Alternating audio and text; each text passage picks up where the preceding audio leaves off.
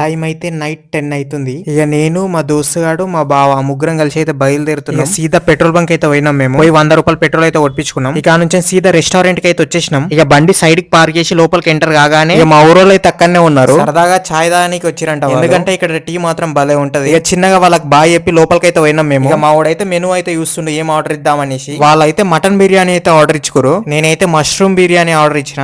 ఎందుకంటే నేను ఎప్పుడు తినలేదు అది. గ్యాప్ లో సాఫ్ట్ డ్రింక్స్ అయితే వచ్చినాయి కానీ కూల్ అయితే లేవు. ఇక మొత్తం అందరం లాగిచ్చేసినాం. ఇక మొత్తం తినగానే ఒక బౌల్ లో హాట్ వాటర్ ప్లస్ నిమ్మకాయ తీసుకుని వచ్చిరు వాళ్ళు. ఎందుకంటే హ్యాండ్ వాష్ చేసుకుని గంటల గ్యాప్ లో మనోళ్ళు ఇట్లా లాగిచ్చేసారు అంత. ఇక మా వాడైతే ఆ మటన్ బొక్కనైతే కొడతా ఉన్నాడు అలా ఏమన్నా వెళ్తుందా అనేసి. ఇంతలోనే వెయిటర్ అయితే బిల్లు తీసుకుని వచ్చిండు. బిల్ పే చేసి నుంచి అయితే బయలుదేరినా మేము. బయటికి వెళ్ళగానే మా అన్న అయితే వచ్చిండు వాళ్ళ దోస్తులతోటి. దానికి వచ్చిందంట వాళ్ళ దోస్తులతోటి ఇక్కడికి. ఈ లైటర్ మాత్రం భలే ఉంది. ఇట్లాంటి లైటర్ కావాలంటే లింక్ అని కామెంట్ చేయండి, నేనే డిఎం చేస్తాను మీకు. అట్లే మర్చిపోకుండా మన వాట్సాప్ ఛానల్ అయితే జాయిన్ కండి లేటెస్ట్ అప్డేట్స్ కోసం. వాళ్ళకి బాగా చెప్పి బయలుదేరినాం ఇంటికి.